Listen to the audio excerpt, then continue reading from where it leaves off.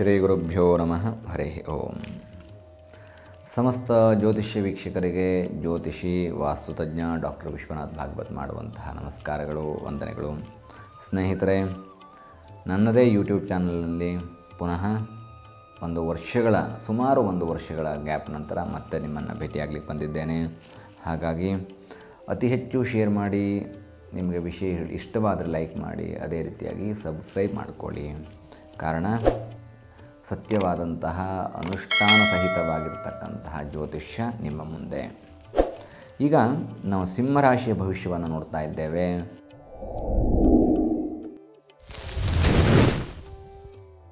ಸಿಂಹರಾಶಿಯ June ತಿಂಗಳಿನ ಭವಿಷ್ಯ ಗ್ರಹಸ್ಥಿತಿಗಳು ಈ ರೀತಿಯಾಗಿದ್ದಾವೆ.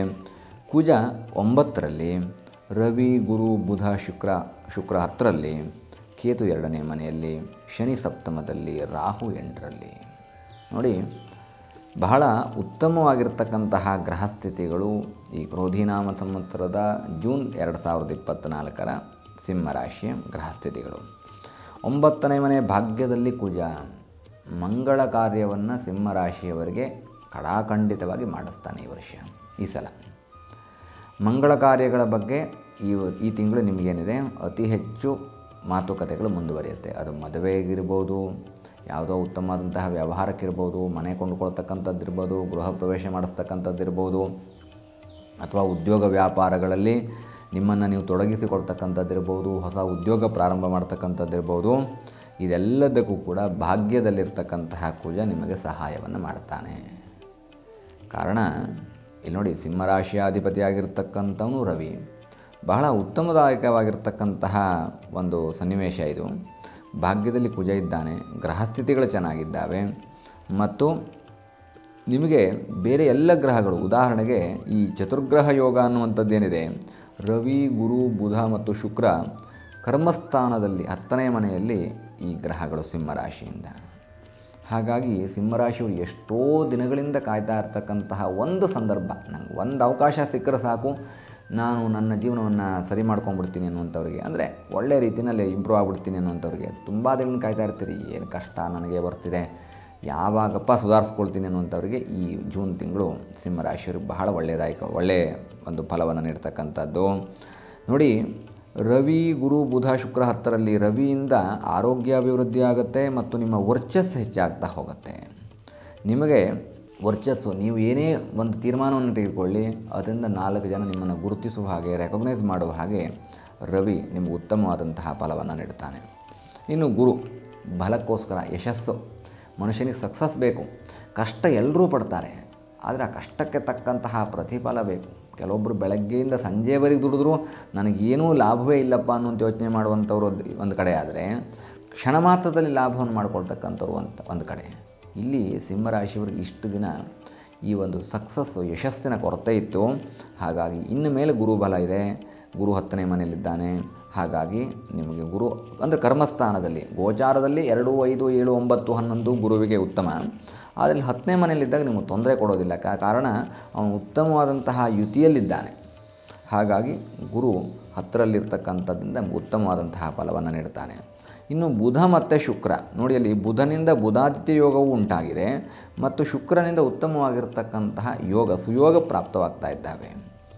ಈ ಬುಧ ನಿಮ್ಮನ್ನು ಸೋಲೋದಕ್ಕೆ ಬಿಡೋದಿಲ್ಲ. ಈ ಸಲ ನಿಮಗೆ ಉತ್ತಮವಾದಂತಹ ಜ್ಞಾನವನ್ನು ಕೊಡ್ತಾನೆ.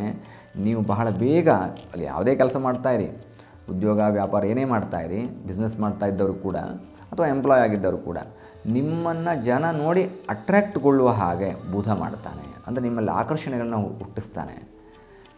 ಉದಾಹರಣೆಗೆ, ನೀವು ಯಾವುದೋ ಒಂದು ಕೆಲಸ ಮಾಡ್ತೀರಿ, ಆಫೀಸಲ್ಲಿ ಒಂದು ಒಳ್ಳೆಯ ರೆಕಗ್ನೈಸೇಷನ್ ಪಡ್ಕೊಳ್ತೀರಿ, ಒಂದು ಒಳ್ಳೆಯ ಅಪ್ರಿಸಿಯೇಷನ್ ಪಡ್ಕೊಳ್ತೀರಿ, ಅಥವಾ ವಿವಾಹಕ್ಕೋಸ್ಕರ ಹುಡುಕ್ತಾ ಇರ್ತಕ್ಕಂಥವ್ರಿಗೆ ಬುಧನಿಂದ ಬಹಳ ಬೇಗ ಉತ್ತಮವಾದಂತಹ ಪ್ರಪೋಸಲ್ಗಳು ಬರುತ್ತೆ. ಅವ್ರಿಗೆ ನೀವು ಲೈಕ್ ಆಗ್ತೀರಿ ಬಹಳ ಬೇಗ. ತುಂಬ ಚೆನ್ನಾಗಿದ್ದಾರೆ, ತುಂಬ ಉತ್ತಮವಾದಂಥ ಉದ್ಯೋಗ ಇದೆ, ಆದಾಯ ಇದೆ, ಬ್ಯಾಕ್ಗ್ರೌಂಡ್ ಚೆನ್ನಾಗಿದೆ, ಮೇನ್ಲಿ ಕ್ಯಾರೆಕ್ಟರ್ ಚೆನ್ನಾಗಿದೆ ಅಂತನ್ನುವಂತಹ ಆ ಥರದ ಉತ್ತಮವಾದಂತಹ ಮಾತುಗಳು ಬುಧನಿಂದ ನಿಮಗೆ ಪ್ರಾಪ್ತವಾಗುತ್ತೆ. ಇನ್ನು ಶುಕ್ರ 10ನೇ ಮನೆಯಲ್ಲಿರ್ತಕ್ಕಂಥದ್ರಿಂದ financial growth, as well as ಈ ಎಲ್ಲ ಶುಭಯೋಗಗಳ ಜೊತೆಗೆ ನಿಮಗೊಂದಷ್ಟು ಧನ ಸಂಪತ್ತು ಕೂಡ ಬರುತ್ತೆ. ಹಾಗಾಗಿ ಜೂನ್ ತಿಂಗಳು ಒಟ್ಟಾರೆ ನಿಮಗೆ ಸಂತೋಷದಾಯಕವಾಗಿರ್ತಕ್ಕಂತಹ ವಿಚಾರ ಅನ್ನೋದರಲ್ಲಿ ಯಾವುದೇ ಸಂದೇಹ ಇಲ್ಲ. ಇನ್ನು ಇಷ್ಟೆಲ್ಲ ಕಷ್ಟಪಟ್ಟೆ, ಆದರೆ ಏನು ಕಷ್ಟಪಟ್ಟರೂ ಕೂಡ ನನಗೆ ಒಟ್ಟಾರೆ ಮನೆಯಲ್ಲಿ ಗ್ರೋತೇ ಆಗ್ತಿಲ್ಲ ಅನ್ನುವಂಥವ್ರು ಥರ ಕೆಲವೊಬ್ರು ಹೇಳ್ತಾರೆ, ಬೆಳಗಿನಿಂದ ಸಂಜೆಯವರೆಗೂ ಕೆಲಸ ಮಾಡಿದೆ, ತಿಂಗಳ ತಲೆ ಮೇಲೆ ಇನ್ನೂ ಒಂದಷ್ಟು ಸಾಲವೇ ಉಳಿದು ಹೋಯಿತು, ಅಥವಾ ಪ್ರತಿ ತಿಂಗಳು ಸಾಲ ತಂದು ಇನ್ನೊಂದೆಲ್ಲೋ ಕಡೆ ಕಟ್ತಾ ಇದ್ದೀನಿ ಅನ್ನುವಂಥವ್ರಿಗೆ ಈ 2ನೇ ಮನೆಯಲ್ಲಿರ್ತಕ್ಕಂತಹ ಕೇತು ನೋಡಿ, ಇದು ಬಹಳ ಉತ್ತಮದಾಯಕವಾಗಿರ್ತಕ್ಕಂತಹ ಪೊಸಿಷನ್ನು. ಎಸ್ಪೆಷಲಿ ಸಿಂಹರಾಶಿಯವರಿಗೆ ಈ ಧನಸ್ಥಾನದಲ್ಲಿ ಕೇತು ಇದ್ದಾಗ ಗ್ರೋತ್ ಆಗುತ್ತೆ ಹೇಳ್ಬೋದು. ತುಂಬ ಜನ ಹಲವು ರೀತಿಯಲ್ಲಿ ಪ್ರಿಡಿಕ್ಷನ್ ಮಾಡೋರಿದ್ದಾರೆ, ಅಂದರೆ ಕೇತು ಪಾಪಗ್ರಹ ಅಂತ. ಆದರೆ ಇಲ್ಲಿ ಧನಸ್ಥಾನದಲ್ಲಿ ಕೇತು ಇದ್ದಾಗ ಕೇತುಂ ಕುಲಸ್ಯ ಉನ್ನತಿಂ ಅಂತ ಹೇಳುತ್ತೆ ಜ್ಯೋತಿಷ್ಯ. ಹಾಗಾಗಿ ಆ ಮನೆಯ ಅಭಿವೃದ್ಧಿಯನ್ನು ಮಾಡ್ತಕ್ಕಂತಹ ಕೇತು ಧನಸ್ಥಾನದಲ್ಲಿರೋದ್ರಿಂದ ಹಣಕಾಸಿನ ಜೊತೆಗೆ ಒಂದಷ್ಟು ನಿಮಗೆ ಯಶಸ್ಸನ್ನು ಕೊಡ್ತಾ ಹೋಗ್ತಾನೆ. ಶನಿ ಪರಮಾತ್ಮ ಸಪ್ತಮದಲ್ಲಿ, ಸರ್ವೇ ಸಾಮಾನ್ಯ ನ್ಯೂಮರಾಲಜಿ ತೆಗೆದುಕೊಂಡ್ರೆ 7 ಲಕ್ಕಿ ನಂಬರು.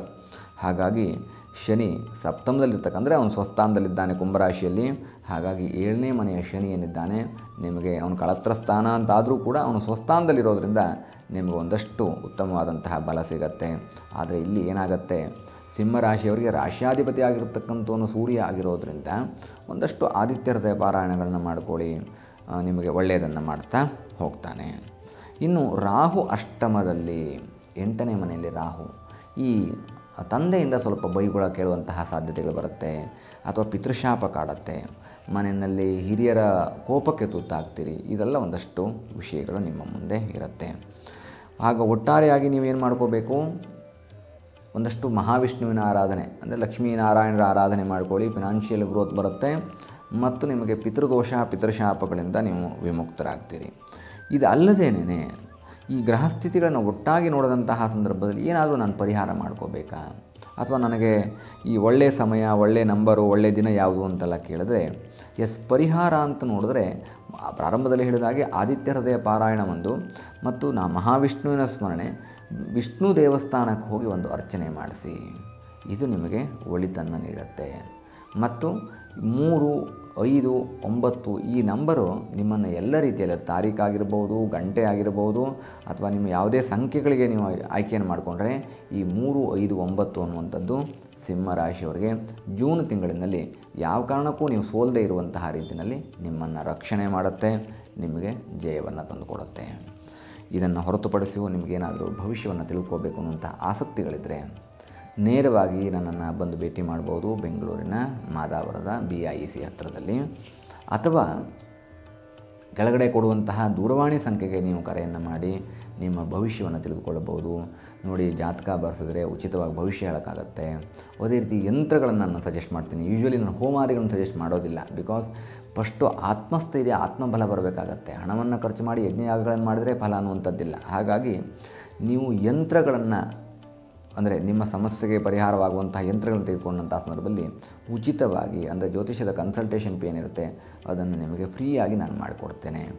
ಇನ್ನೂ ಹಲವು ರೀತಿಯಾಗಿರ್ತಕ್ಕಂತಹ ನಿಮ್ಮ ಒಳಿತಿಗೋಸ್ಕರವಾಗಿ ನಾನು ಸದಾ ಸಿದ್ಧನಿದ್ದೇನೆ ಎನ್ನುವಂತಹ ಮಾತನ್ನು ಹೇಳ್ತಾ, ಸಿಂಹರಾಶಿಯವರ 2024 ಜೂನ್ ತಿಂಗಳಿನ ಭವಿಷ್ಯ ಸಂಪನ್ನವಾಗುತ್ತೆ. ಶುಭವಾಗಲಿ. ಶುಭಂ ಭೂಯಾತ್. ಸಮಸ್ತ ಸನ್ಮಂಗಲಾನಿ ಭವಂತು.